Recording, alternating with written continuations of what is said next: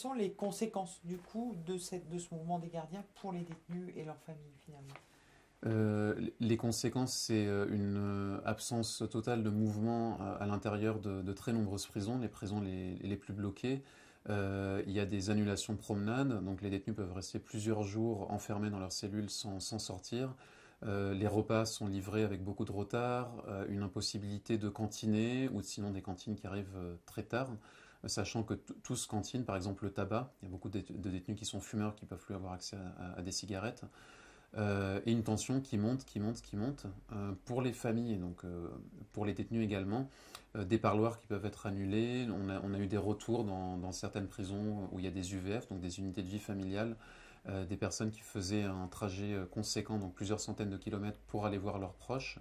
Et ils apprenaient à la porte de la prison, après avoir dormi à l'hôtel en plus la veille, ils apprenaient à la porte de la prison que leur UVF, leur unité de vie familiale, était annulée.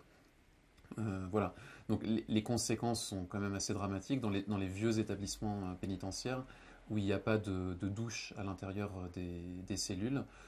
Les douches peuvent sauter. Donc du coup, on s'est retrouvé avec des personnes détenues qui dénonçaient le fait qu'ils n'avaient pas pu prendre de douche pendant 3, 4 jours d'affilée, voire plus longtemps.